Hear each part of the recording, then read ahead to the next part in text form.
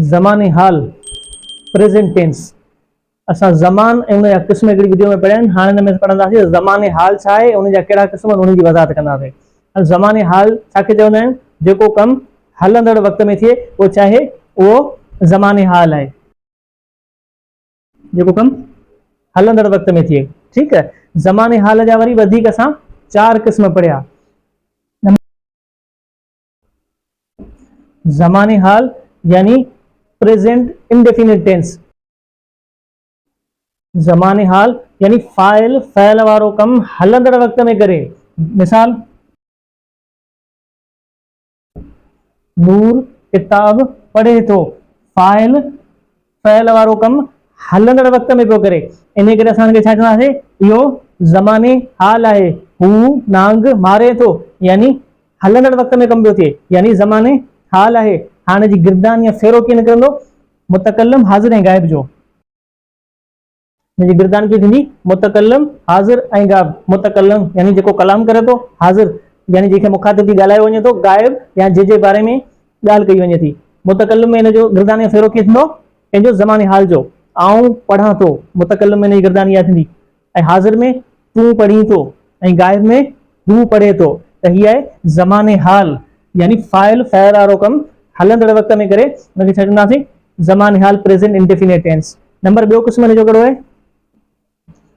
Number ॿियो क़िस्म आहे ज़मान हाल इस्तमरारी, present continuous tense. Present continuous tense यानी ज़मान हाल इस्तमरारी छाखे चइबो आहे? फाइल फ़इल वारो कमु जारी रखियो अचे। नूर किताब पढ़े पियो, यानी कमु जारी आहे। हाणे हिन जी गिरदान या फेरो कीअं थींदो? कंहिंजो ज़मान हाल इस्तमरारी जो गिरदान या फेरो कीअं थींदो?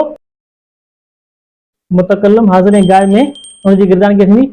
आऊं पढ़ां पियो, तूं पढ़ी पियो, हू पढ़े पियो। इहो छा आहे? ज़मान हाल इस्तमरारी, यानी जेको कमु जारी रखियो अचे, फाइल फ़इल वारो कमु जारी रखियो अचे, उहो छा आहे? ज़मान हाल इस्तमरारी। हाणे जी वरी टियों क़िस्म आहे। टियों नंबर क़िस्म आहे ज़मान हाल जो ज़मान हाल मुदामी, यानी present habitual tense. Present habitual tense ज़मान हाल मुदामी छाखे चवंदासीं? यानी फाइल फ़इल वारो कमु गुज़िरियल वक़्त खां वठी कंदो रहे थो, अञा ताईं उहो कमु थिए थो। ठीकु आहे।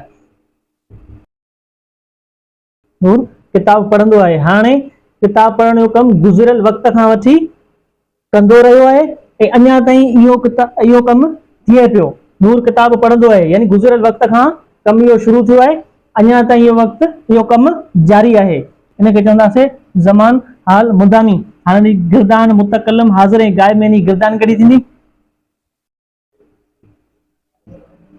आऊं पढ़ंदो आहियां, तूं पढ़ंदो आहीं, हू पढ़ंदो आहे। ये मुतकल्लम हाज़िर ऐं गाइब जी गिरदान आहे कंहिंजी? ज़माने हाल मुदामीअ जी। त टियों नंबर ज़माने हाल जो क़िस्म कहिड़ो हो? ज़माने हाल मुदामी। इन खां पोइ चोथों नंबर ज़मान हाल जो क़िस्म आहे ज़मान हाल मुतशक्की, प्रेजेंट डेबिलेटिव टेंस। हाणे इहो छा आहे ज़माने हाल मुतशक्की? फाइल फ़इल वारो कमु हलंदड़ वक़्त में करे पियो, पर उनजे करण में शक आहे। फाइल फ़इल वारो कमु हलंदड़ वक़्त में करे थो, पर उनजे करण में शक आहे। उनखे छा चवंदासीं? ज़मान हाल मुतशक्की। मिसाल था वठूं, नूर पढ़ंदो हूंदो, माना फाइल फ़इल वारो कमु करे त पियो, पर उनजे करण में उनखे शक आहे। जो मुतकल्लम हाज़िर ऐं गाइब जो सीगो कीअं थींदो?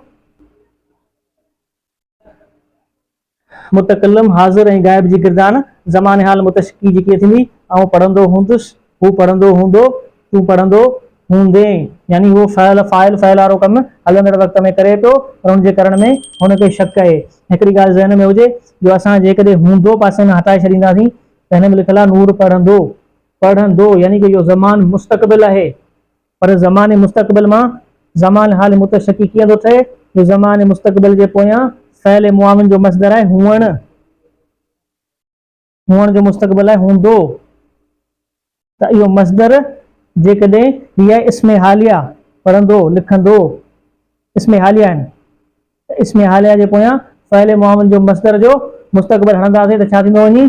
ज़माने मुस्तक़बिल मां ज़माने हाल मुतशक्की ठही वेंदो हलो। त हे 4 क़िस्म ज़माने हाल जा: ज़माने हाल इस्तमरारी, ज़माने हाल मदामी ऐं ज़माने हाल मुतशक्की।